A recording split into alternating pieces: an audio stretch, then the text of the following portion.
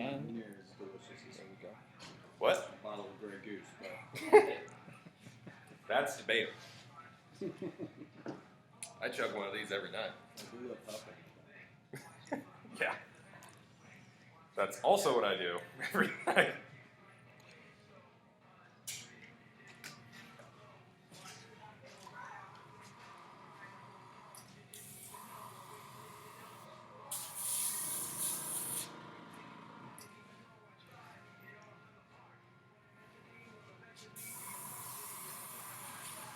Do that Harbor Break? No. I don't know where the actual compressor came from. That was a Christmas gift from Grandma and Grandpa. Yeah. But this airbrush I bought off of Amazon. I remember this being one of my first big buys. What was that? What did that say back? It was like 180 bucks. Just In the, high school, 180 bucks, a lot of money. Yeah. It's What just what is it? a Iwata or- Pache Talon. What? Pache, I forgot your Pache guy. Yeah. Well, it's mostly just that it's what I have. I would like to buy more airbrushes and experiment a little bit more.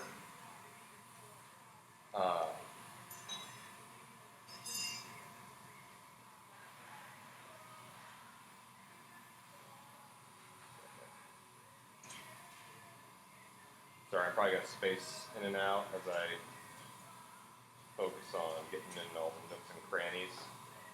Because basically what I'm... paint? What's paint? Yeah, what brand paint are you using? I'm using, when I go for latex paint, I always use Tim Gore's Bloodline. It's just, one, I love the color palette. It has a lot of great, more muted colors rather than your basic purple, red, blues. This one is deep bruised purple. It's just this nice, more nasty looking. It reminds me of a lot of the purples you would see in the 80s horror films like The Thing. Is it from Tim Gore? Is that the company, or is that a line? It's Createx. Createx, right. Tim Gore is basically one of the industry's top painters. Like, he's painted stuff for Spectral Motion, for Hellboy. Ooh. Uh, Oh yeah, he. let's see, what else? I thought I had next time. He's just usually one of the go-to painters. Which that's strictly what he is. He's strictly a painter. And he just released a new paint line called Lifelines. I have not, unfortunately, I have not gotten to check that one out yet. But knowing how great the paint's quality in Bloodlines is, I'm pretty sure it's an amazing paint line.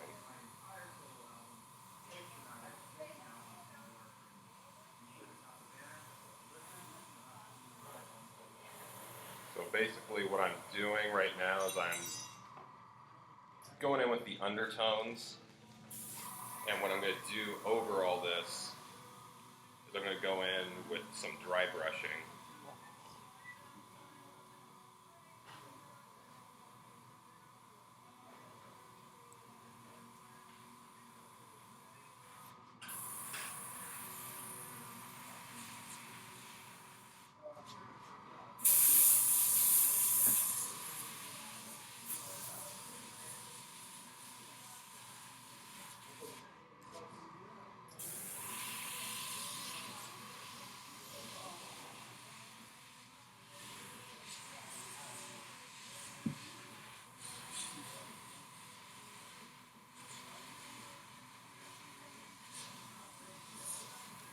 Well, feel free to just come on in close if you want.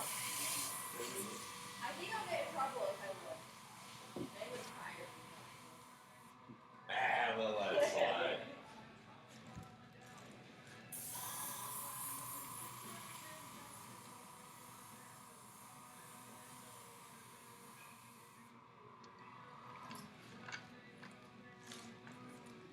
I am here in a little bit. Can I make a video? Okay, cool.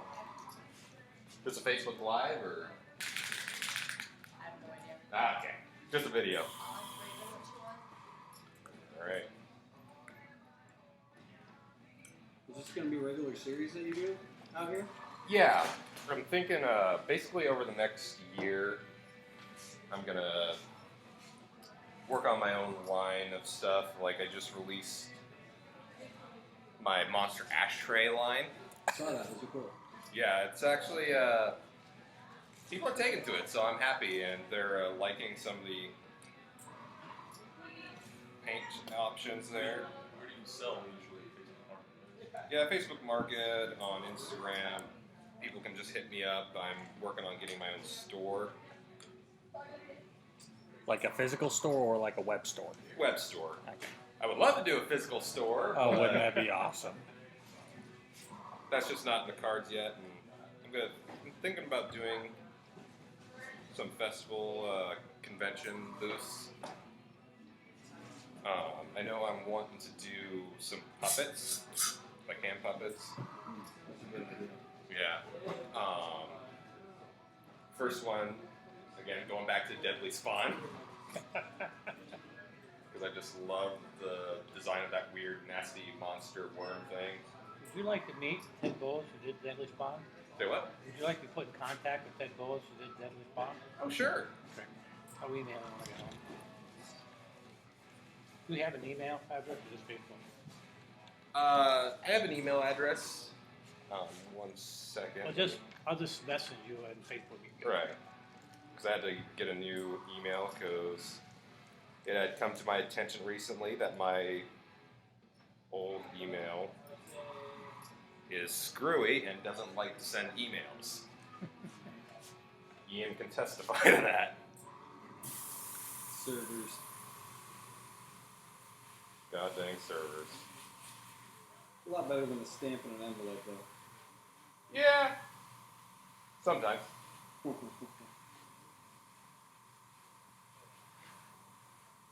There's a time and a place for the traditional stuff. Sure. That's what I grew up with. That's we got thousands of letters. Depends what you're trying to get accomplished with your message, though. Right. Are you sending a professional inquiry or requesting an autograph? When I get something that's from an actual human anymore, I'm terrified to open it. What? The only thing I think of is pipe bombs and anthrax. 99% of what I get in the mail is junk. Yeah, I keep getting like junk mail from Extreme. Uh-huh. Oh, God, you too? I'm pretty sure it's everybody. I just wondered if it was from the people who lived in my apartment before me. I don't know if they're specifically going for like people on.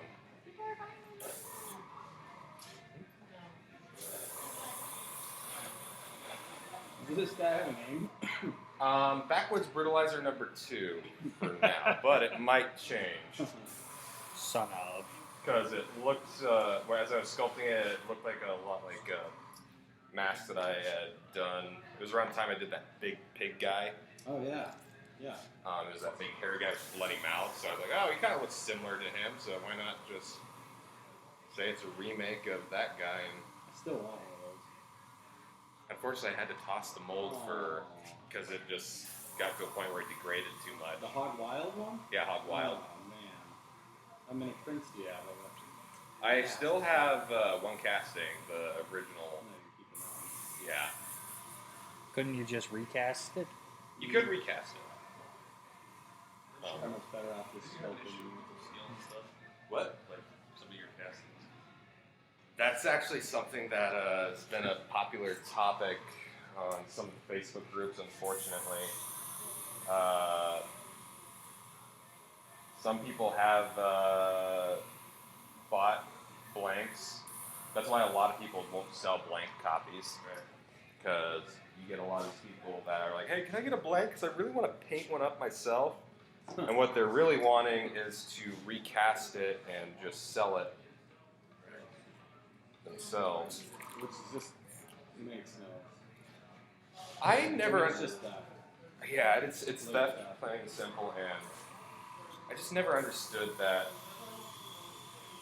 way of thinking because I don't know. It's just me being super Like, I'd rather just make my own thing, and They see it as a way to make money, but they can't sculpt for shit. Pardon my language. I hate to say, but computer what? Ah, shh. No, it's just... It might just be sleeping. Yeah, it just It's went... still recording, isn't it? Yeah, because the light was still on. Okay. It's probably just the computer trying to save power and Yeah. all that business. And even if it does go out, I still got this, so... And then I could just splice everything together. It's good. Now, you said you were a part of the Iowa Cosplay Facebook group? Mm-hmm. Okay. I was on the cosplay on the Dime panel last year at Wizard World. Oh, okay. I've never been to Wizard World. It's a pretty cool place. The first year was lackluster for me, but that was for personal issues. But the second year was a lot of fun. I did get to meet Kane Hodder the first year. Oh, sweet. He was there? Yeah, he was... It's ironic, because some normal people were very nasty, but he was a total sweetheart. Okay. We had like a 20-minute conversation. He was really friendly. Yeah, he seems like a super cool guy. I remember seeing Robert Englund. He was supposed to be there as well, but he broke his foot a couple of days before. Ooh. Poor guy. Yeah. One movie I've always wanted to ask him about was the makeup job for Phantom of the Opera. All right. Specifically, the bit where he like takes the mask off and like puts the new one on. Like, because he wears skin sewn to his face in that one. Yeah. And there's a bit where he like swaps the skin out. I was like, how the hell did they do that scene? Movie magic. That's Yeah. Yeah, but you want to know how to do it yourself. Yes, something like that. Because like that's the thing, I have not really dabbled with magic much, with makeup much. No. Yeah, kind of a magic. Why don't you finish that one called Teeth over here? What's that one called? That one, it's just genetic abomination for now. I don't really have a name for him. It was basically for an idea I had for a short film, Oh, yeah, okay. So, and turned out great. thanks. It's gnarly. I might have to go to the drawing board because when I was doing test fittings for it, it was way too uncomfortable. I didn't want to put anyone through it. Nope, just kidding. Have you Where do I ever go? But Do you want my seat?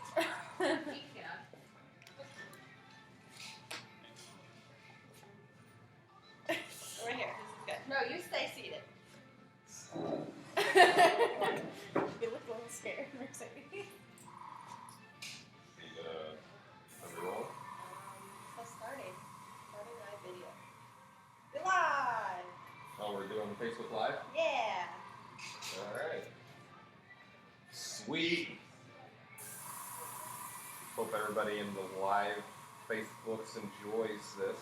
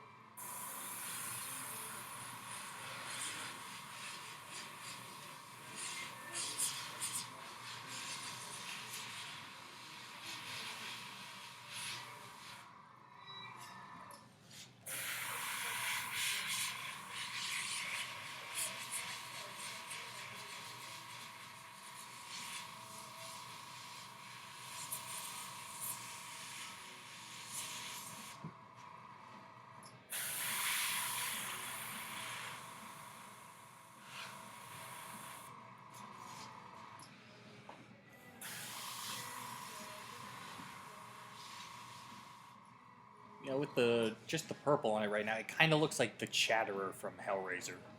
I can totally see that. Especially since back in the 80s they had that popular theme of going in with the deep purples for the undertones on the monsters.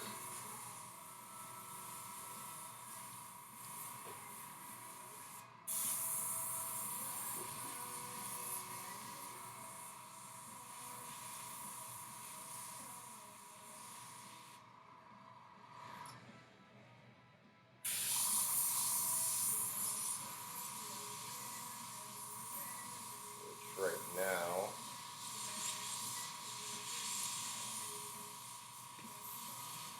hitting up both the ears, because ears in a lot of cases have a bit more redness in them. Hitting the gums up.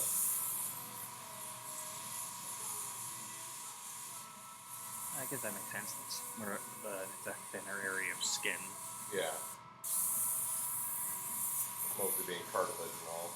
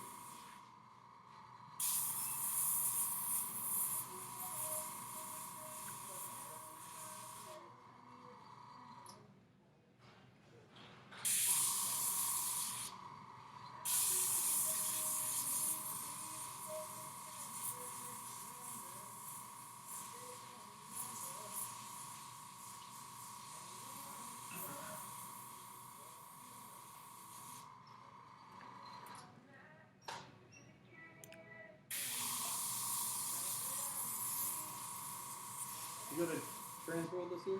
No, I didn't. I just didn't have it in the cards. And... Creature Core was back, I think.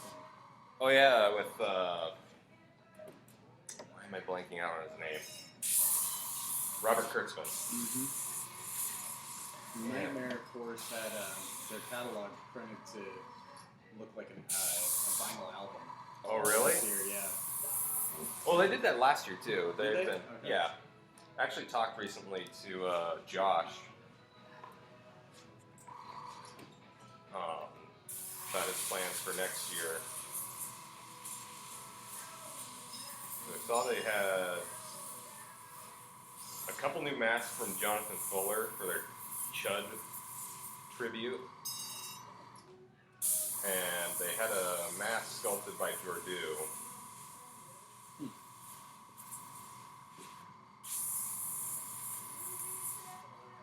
And they repurposed a lot of their masks.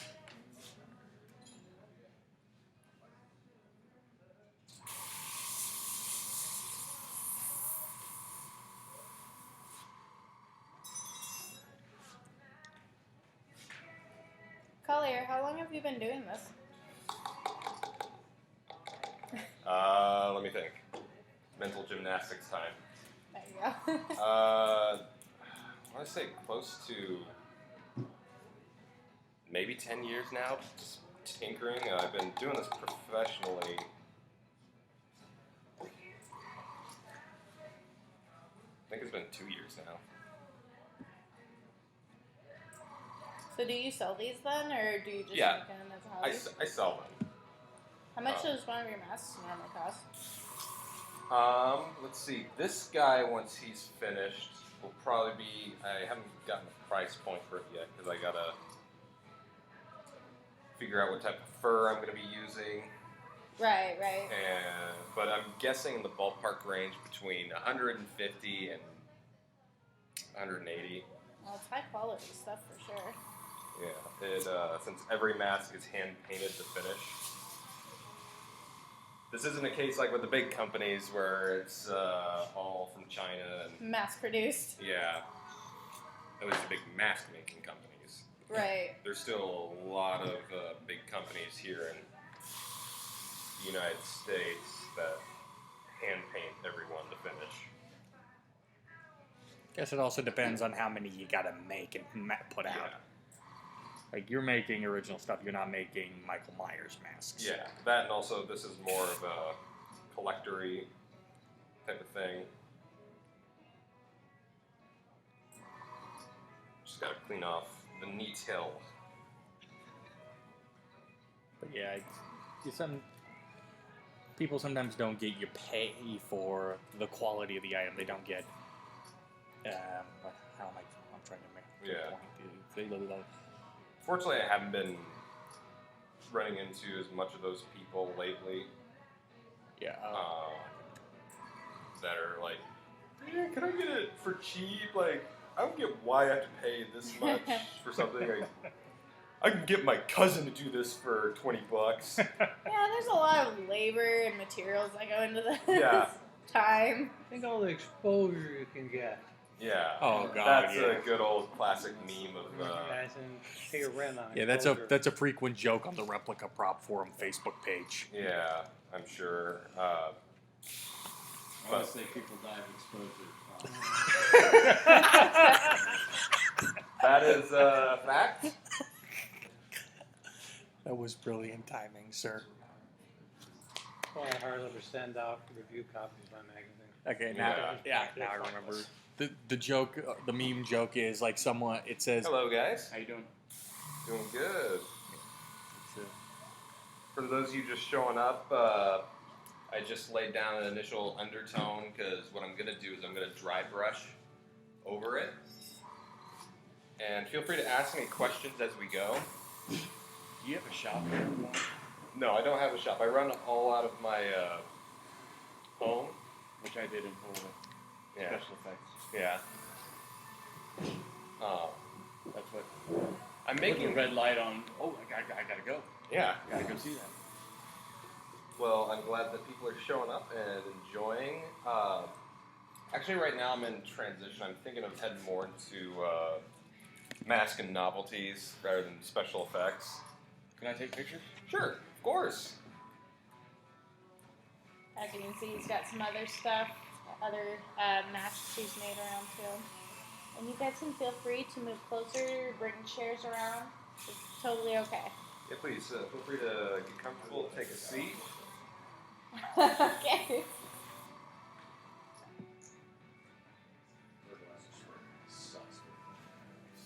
Yeah, I get that. And did you make these masks yourself? Yes. I basically, how the process starts is I start out with a clay sculpture. Sometimes it'll be a water-based clay. Most often lately I've been using oil-based clay called Monster Clay. Monsters great. that's the stuff you can melt down, right? Yes, it's an oil-based clay, so you can melt it down, kind of like with Chavant. I've heard of some more clays that I really want to try out. There's a clay out there called Monument by Chavant. I haven't touched a single block of that monster clay Yeah? It's a great clay. Personally, I really love it for, especially when I'm doing mask stuff. Like a lot of stuff that we were doing at the slaughterhouse, it just made more sense to do the wet clay. yet. Oh yeah. But when you head more into like the smaller, like thinking now, like that more of the zombified guy that was, I think he had it as a toilet popper. Oh yeah. In hindsight, I think we should have done that sculpture in oil-based clay, since it was just so small. Right. Well, have plenty of it Yeah. though. If you build it, On the bright side, it doesn't dry out like monster or like wet clay. definitely. But to melt it down, you can make it almost liquid if you need to put it on fast. Oh yeah. Real thin. Yeah. Done. Also, Paint it that's a on- great paint it thing on. if you want to retool. Like, I did a lot of life casts for the slaughterhouse of people. So Monster Clay, another great thing about that, like you said, you can melt it down. It has a very watery runniness when it's melted, that's one pro it has over a lot of other clays. Like Chavant, it's still a bit too viscous with Monster Clay. It's very pourable. You can just pours like water, basically. What kind of paint are you using? In there? I'm basically using basic acrylics. I know some people are like, oh wait, won't that crack and stuff? Well, this one's mainly a display piece, so I know it won't be handled too much. And that's only if you like go really thick with the paint. I know that the layers will be thin enough that I won't have to worry about cracking too much. I know some people do the thing where they mix it with liquid latex to make Yeah, wax liquid paint. latex, or the more popular would be mixing it with Prose to get Pax paint, Yeah, that's what I was. which I actually have a bottle of Mel Pax. It is one of our industry standards, mostly for makeup, but I use it for mask painting too. Doesn't Ed Edmonds do a 3-part, right? Third Yeah. Latex house paint to pigmented house paint to liquid latex to water?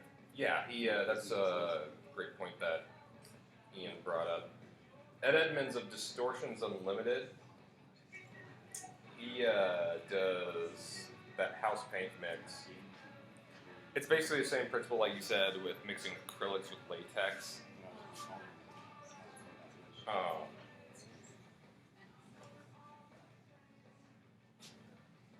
You'll get a flexible paint that never cracks.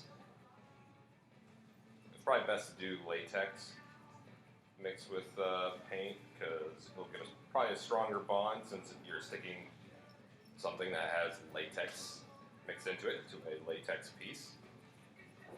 But personally, I prefer to use mixes with Prose, or even Tim Gore's paint line has a wonderful adhesion promoter, which is super strong. I've never had any worries about paint cracking with the adhesion promoter. Is that something you can get Yeah, on its own? That you can use Yeah, as on an its own. additive?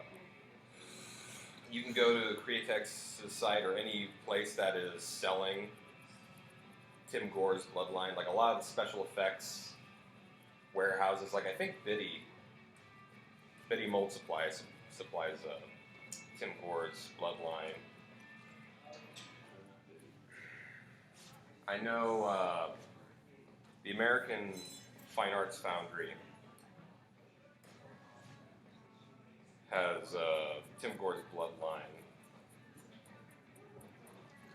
My one caveat with them is they never send you a shipping notice. So sometimes I'm sitting there wondering, where's my material? And I don't know where it is until it shows up on my doorstep. They don't give you a tracking number? Yeah, What heinously industry- hypocritical humbuggery What? is that? The industry is, a lot of parts of the industry, special effects industry, are like just non-traditional.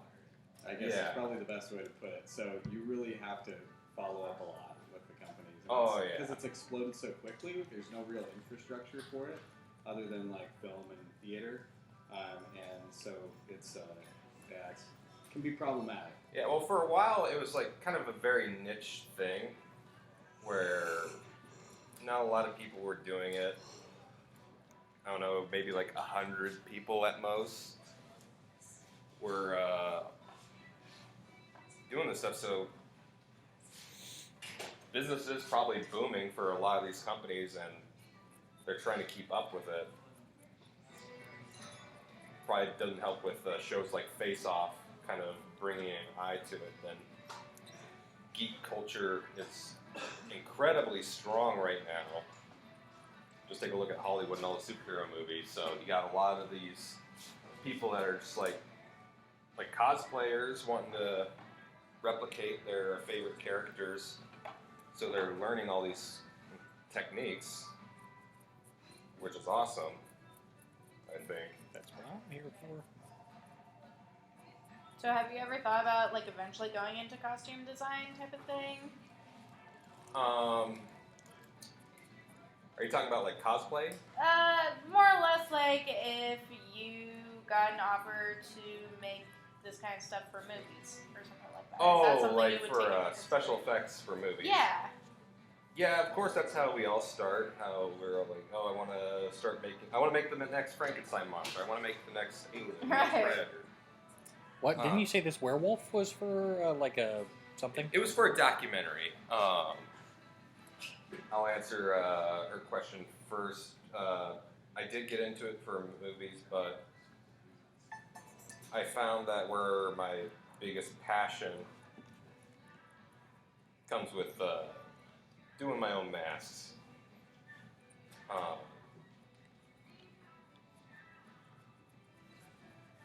So you like the hobby of it all then? Kind Just like of. doing I'm that. more like trying to do my own mask company. Gotcha. So I would. It's a hobby that pays. That's fair. If you're lucky. Yeah, if you're lucky. I'm still trying to find my niche. But I'm not just a mask maker, because the one way I've heard it put best was by a fellow artist named Casey Love, another great painter in the business. If you put all your cards into one thing, like, oh, I am just going to do special effects makeup, I'm just going to do monster masks, I'm just going to do maquettes, XYZ, you're not going to probably succeed. You can, but it's very hard. So what else do you do besides masks then? I've done sculptures for people. Like, I just actually finished a commission for a friend. It was probably one of my most interesting commissions. I'm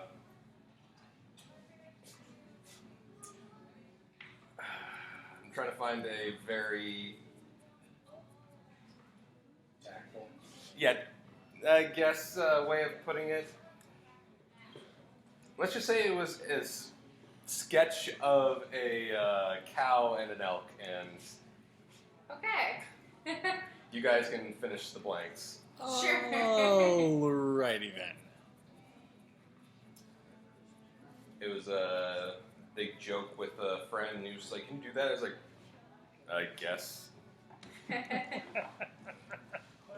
I'll do it for a paycheck." There you go. Whatever makes money, right? So I've done drawings. Like every now and again, I'll open up for commissions to do sketches or maquettes. I did a maquette for the same friend for his. He was pitching this TV show, so he needed a design maquette for it.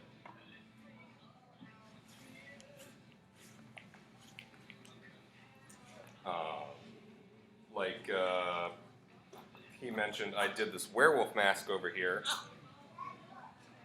Initially for a documentary that was about this, it was kind of a cryptid type of thing, like with stuff like Bigfoot, but in this case it was this legend up in Wisconsin called the Beast of Bray Road, Oh yeah, I think I've heard of that. which was like this werewolfy looking creature that people said they saw running around Wisconsin. And this guy approached me about doing a werewolf. So I've done stuff for documentaries, done stuff for short films.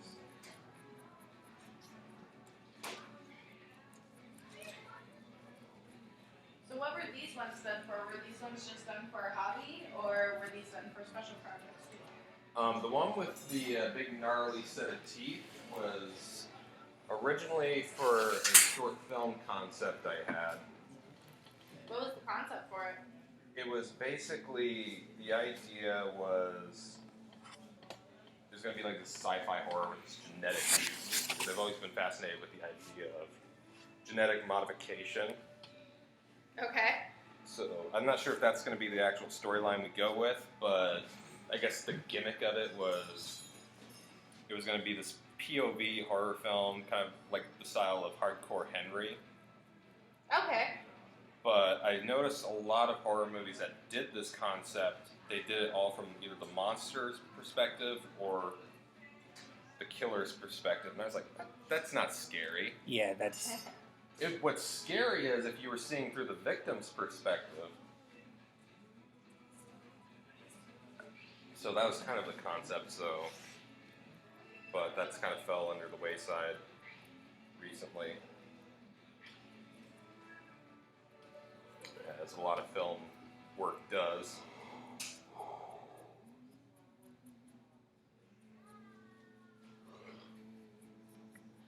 so. I'm curious. Did you actually have like a title or anything worked out for that film?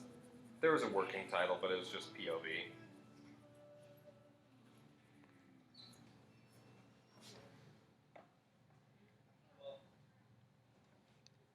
I'd totally be up for being the monster in that face.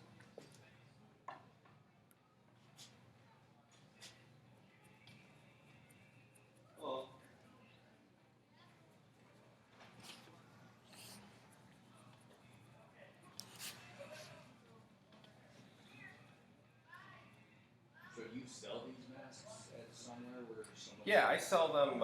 Basically, anybody can approach me on through either Instagram or Facebook. Private message me and ask, inquiring about each mask, and we go from there. I mentioned earlier, before a lot of people showed up, that I'm working on getting a website put together, an online store. But it's mostly about building up the catalog of masks and photos to fill out the site, and finding a good domain holder on top of that.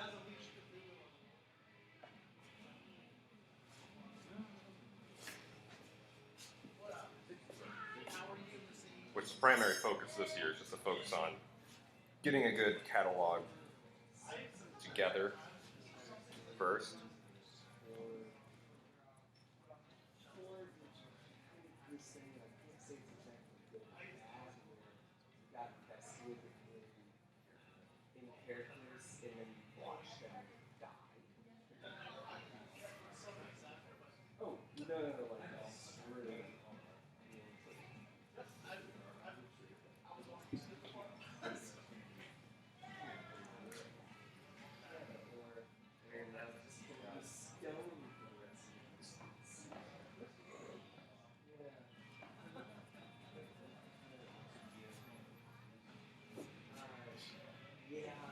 Collier, I'll probably do another live video when you get Okay. closer to like details and stuff. Right. So, do you know how much longer a roundabouts that would be? So I know when Well, I'm getting ready to head into the spatter phase, Okay. which is basically where I just start flicking a very thin paint to kind of get the speckly look. Gotcha. Um, I might have Mercedes come and take the video too. right on. I'm gonna go see how they're all doing though. Okay.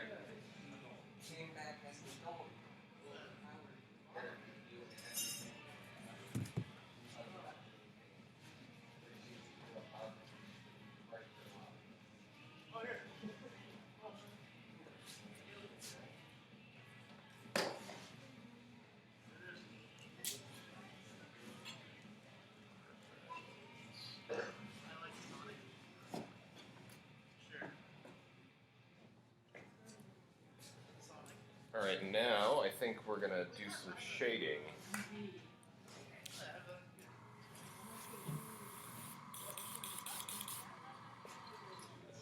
For that, I'm going to go in with Diseased Umber,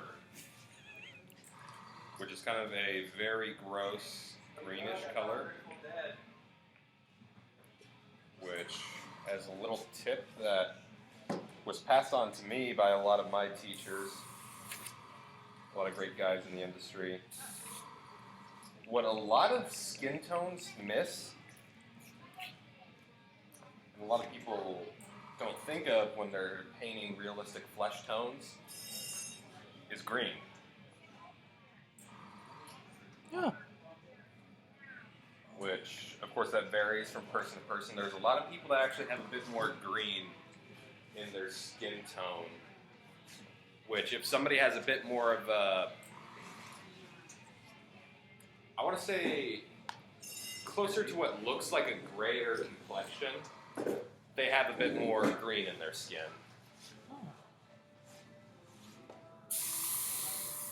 And that's actually what's going to happen here is I'm going to lay down some greens, and as the layers build up on over each other, that green is going to go and look a little bit more gray. Like on the finish mask here, as you can see in the temple area and some of the shading underneath the cheekbones, that looks a little bit more darker. That's because it's been outlined in green. Same with the shadow underneath the chin here. Okay, it was good seeing you, man. Hope you have a good day, man. Don't have to work anymore. Every day is a good day.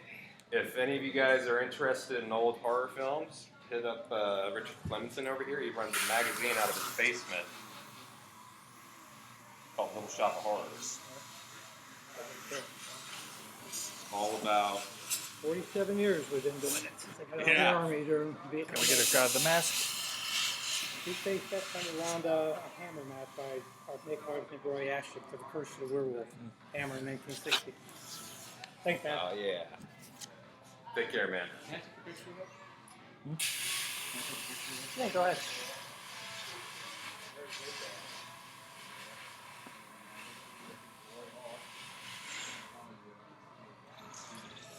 Battery's getting out.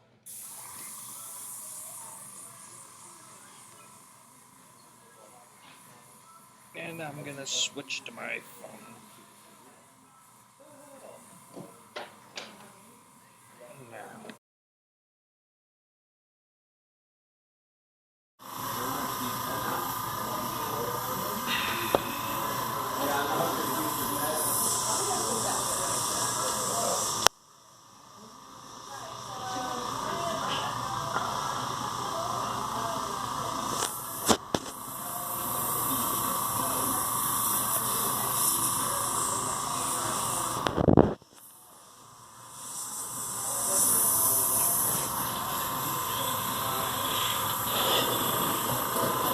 Actually, now that I can actually get up and move, I'm gonna...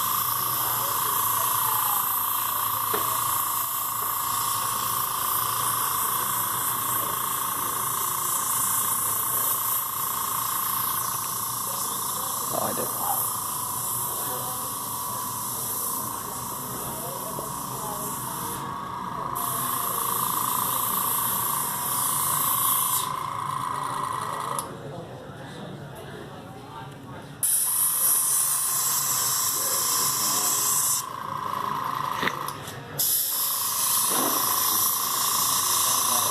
Honestly, that's kind of just disturbing with the straight up dark eyes. Yeah, that is a look that a lot of people go for. It's more of a demon-possessed type of look. I think that's actually where they got the idea from Michael Myers from a movie William Shatner did Yeah, called The Devil's Reign. I think that's actually where they got the mold for his face from for that Captain Kirk mask. I believe so. I've heard that. He even does the thing where he cocks his head, which I was like, this is either a lot more influence than we thought, or it's a hell of a coincidence. Yeah. There's also a rumor that John Carpenter took the idea for Halloween from Bob Clark, who directed the original Black Christmas. Oh, really? At least Bob Clark makes these claims, So it's just a case of he said, he said. yeah, it's all take it with a grain of salt, where he said that he was having a conversation with John Carpenter about if he were to do a sequel to Black Christmas, and he thought he was going to have it where the killer from the first movie would escape from a mental asylum, and he would go to the same place, don this mask, and he was going to call it Halloween. Huh. That's a little bit like what they did with the remake of that, Yeah. where they actually have him break out of an asylum at the beginning. That's weird. Yeah, where he had a sharpened candy cane. That Yeah. I'm like, I was like, I don't know if that would work in real life. Yeah, I actually remember I was at Schmuck and I went to my science teacher. I'm sure she got a Kick out of that. kick out of that, and because I lived in a small town, so there wasn't really a lot of red flags raised where they were like, oh, I wonder if this kid's a psycho. They all knew me. Consider yourself blessed. Yeah, if it was these days, some kid goes in to their science teacher asking, hey, can you actually sharpen a candy cane to stab somebody? I'm sure they would be like, all right, we gotta get the school on lockdown. You know, they even do that if you just, give your teacher the bird. Mm-hmm.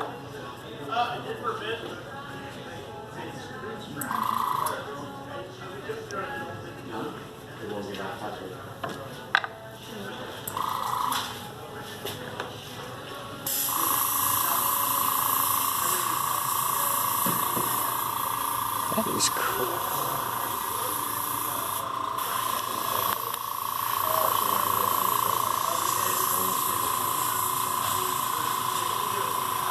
So you're gonna make the eyes glossy as well for this? Unfortunately, I forgot my two-part epoxy, so I won't be doing that today.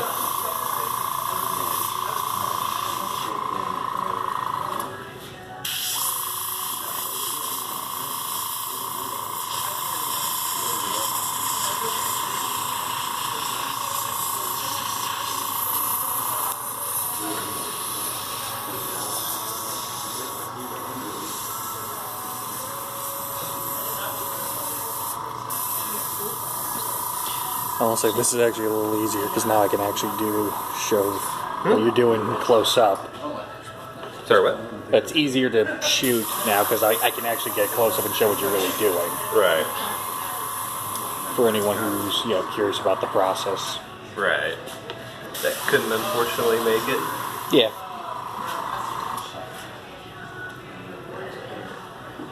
But it's like what else did they have to do on a Sunday?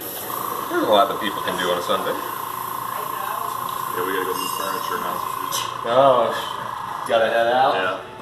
Well, thanks for stopping by, dude. Yeah, man. Thank you. Second, let me get this shading laid down. I'll look up the rest of the stuff online. Alright. I'll see you, man. Thank you. Good to see you. Nice meeting you.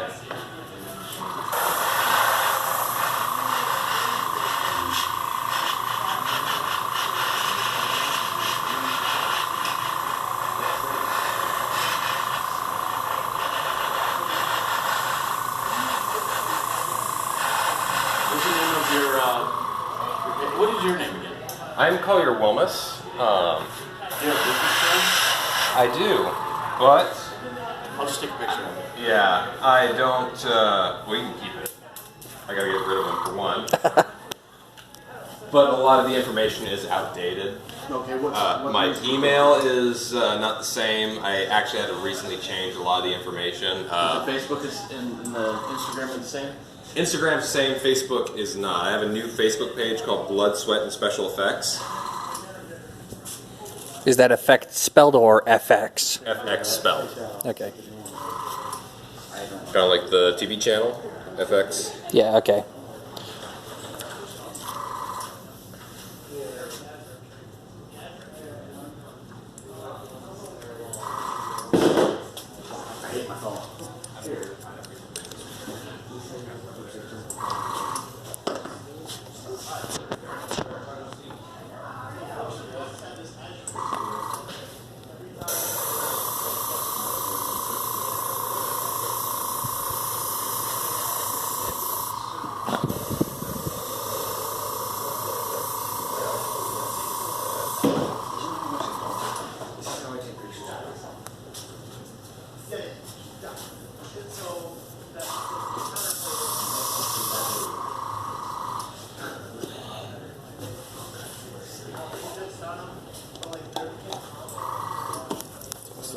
Waste bucket. The refuse. Yeah. I always keep a cup to just dump paint that I didn't either use or there isn't enough to warrant putting it back in the bottle. Alright, this is gonna sound dumber than hell, but I have seen you somewhere before. Let's see. Well, I've come in here more than a few times. This is my second time in this store, to be quite honest. Have you been an extra on any TV shows? No. I'm trying to think where you probably would have seen I used to work the makeup My best counter friend at from the San theatrical Francisco shop. is looking. Say what? My best friend's from San Francisco is looking. Ah, okay. You look it. Ain't no tight. Why, thank you. Now your Facebook was what again? Blood, Sweat, and Blood, Sweat, and Special Effects. all spelled out? Yeah. FX like the channel, he said. She found it already. Alright, I got your... I also have a podcast that I run called Blood, Sweat, and Special Effects.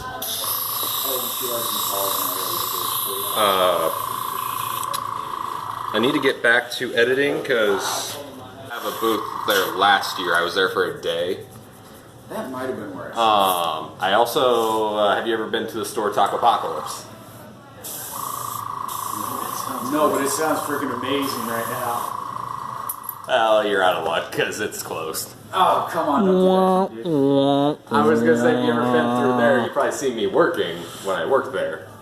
Unfortunately, You should have remembered going. it's kind of in limbo. I've heard that they're gonna bring it back someplace. I know Crunkwich on Ingersoll. I think they've been talking about doing a Taco Tuesday. I heard, but I don't know nothing. So I'm assuming the base mold for this is your own go. Yeah, I sculpted this guy in clay originally, and then I took a stone mold of it. Basically what that means is I brush plaster over the clay sculpture, and from there I have a negative impression of the sculpture. So the sculpture will be trashed by the end of it, but that doesn't matter. I have the negative impression of it that I can then pour liquid rubber into. Yeah, that one right there. So you don't have that for the pig one he was asking about earlier? I did, but what happened was it was just sitting out on my porch, basically. So it was out in the elements, rain, basically. It wasn't a mold that I really intended on keeping anyways. So you didn't see a reason to have a mold master of it? Yeah. Which that's just something that happens with a lot of artists. They don't really like their old work, so that's why it's old.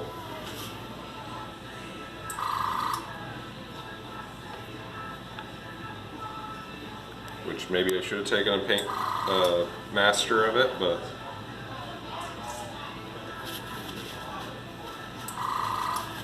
I can always do a better one if I wanted to. Do you also do prosthetic work? I have. I mentioned before that I'm kind of in a transitionary phase where after I'm done with a few of these effects gigs I have coming up, I might just give the effects work a break for a while and just work on doing my own stuff, doing my own masks. Actually, there's a few local bands that I might do a few music videos for. Yeah, actually, speaking of which, because I know he comes in here, I'm shocked Corey Taylor didn't show up, because I know he shops here, Yeah. but I've never run into him in the... I've never actually run into Corey. I know the slaughterhouse was supported by them last year. I don't know, like, how frequent they were there. I didn't get to go. I was kind of busy. Yeah, I didn't go because I was... Life gets in the way of actual important stuff, like fun. Well, it was just that one working at the slaughterhouse last year, I didn't really see any point. You didn't want to just go have, like, see your stuff in action? I've already seen it in action because Ian would send me updates as like the animatronics were being built. I just felt, well, I wouldn't get scared while they're... I guess that makes sense. If you know, kind of like when they did, what the fuck was that one movie James Wan did, Insidious? Like, they showed the kid who's in that movie. And my phone keeps deciding to stop recording. Stop doing that, you're pissing me off.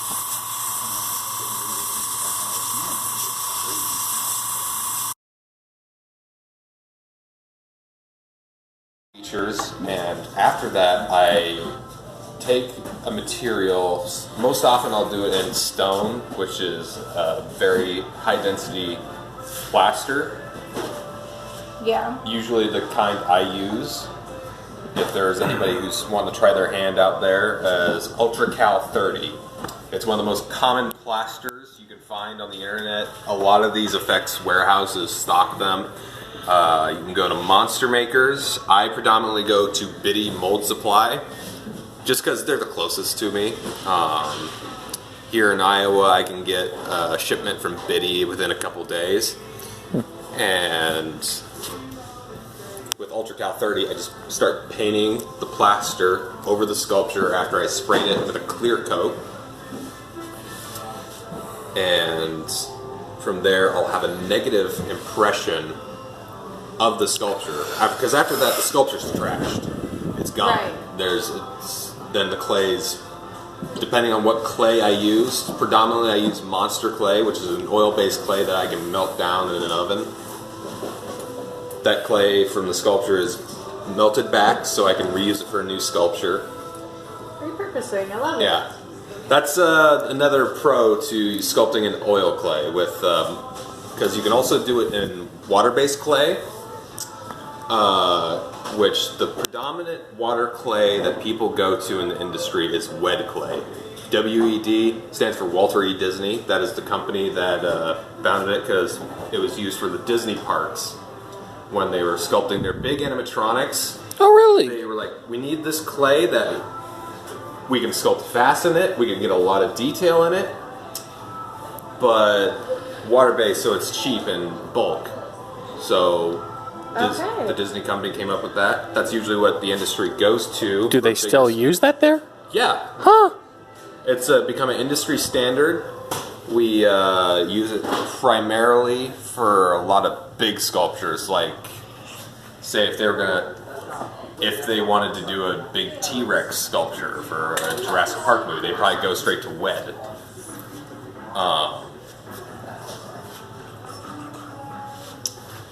But for me, and what I recommend learners to do, don't do it in WED quite yet. I always recommend practicing in oil-based. And the reason I recommend is actually something that was pointed out by a spectacular artist, Jordu Shell, who is phenomenal. I always recommend people check out his work. He kicks my work's butt. But that only makes sense since he's been in the industry for 20 years. You'll get there. Eventually. It's all a matter of when you get there. It's not the journey. Doesn't matter how long it takes. But anyways, he recommended people start out with oil-based clay because it forces you to slow down. Dutch angle. What a lot of people, and I did the same thing when I was starting out,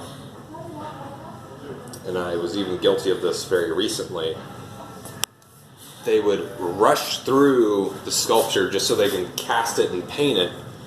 And the sculpture is where you're basically building your canvas and refining it so you have the best canvas to paint on.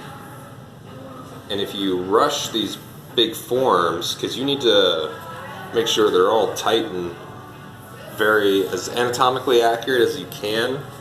Sometimes you can stretch a little bit. In fact, sometimes you should make it so it's not actually perfect anatomically, but it still reads as real. Right.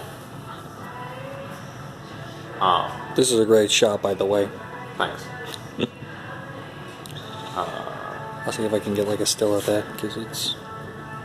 Like, this is something, if someone walked through the door with one of these mounts on, I'd be absolutely terrified. Well, wouldn't you be scared if anyone came in with any mask at all in your store? Yeah, You know, that's happened before, and I've asked, do we have a policy on that? I was gonna say, if anybody walks in when it's not Halloween, Right. with a mask, there's gonna be some questionable intent there. Right. Like, I remember somebody asking, do I wear this around the house? Not really. Like, I've done it just to test fit, like, Well, right. make sure everything fits well. But that's like in front of the mirror to see how it. Yeah.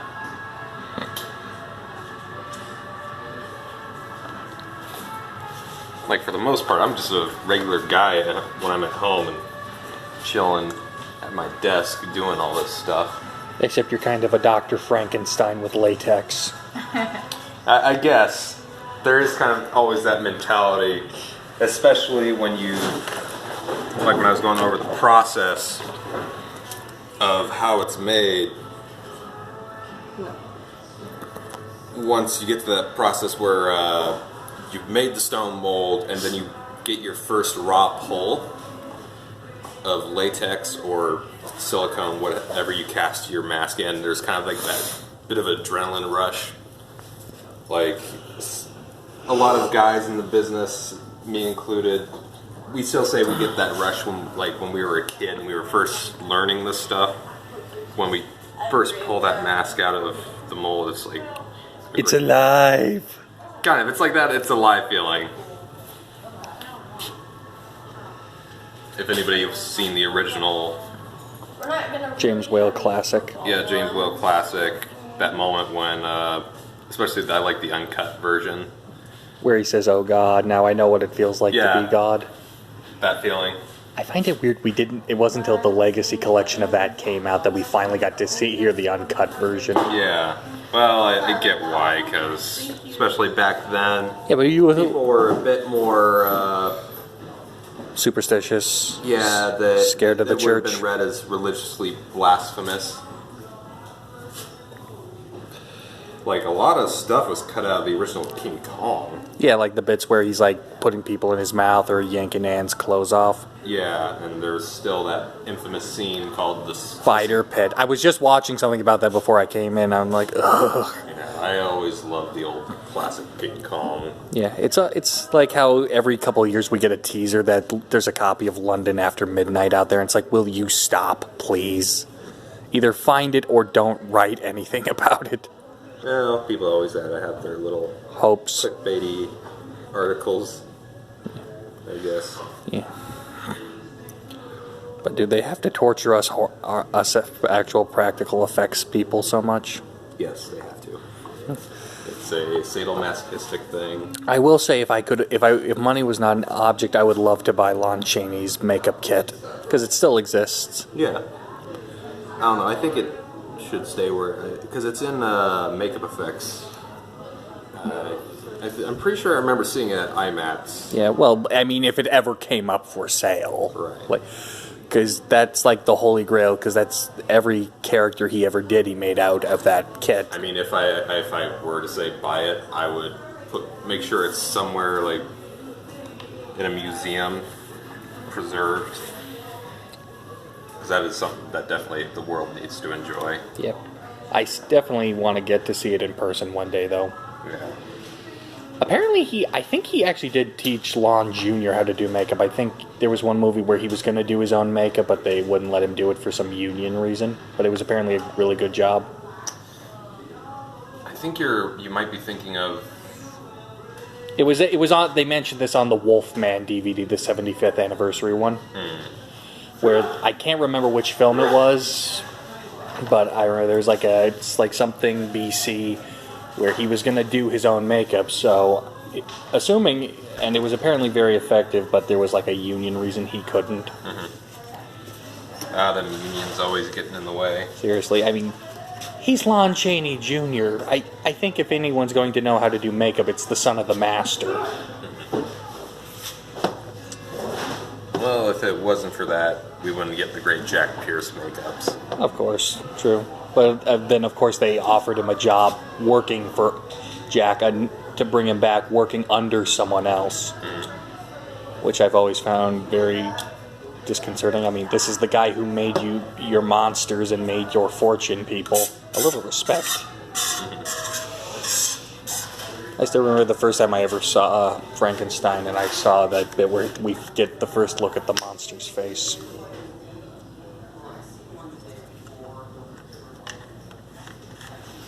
where he moonwalks in and then he turns around and they do the cuts into his Right. face.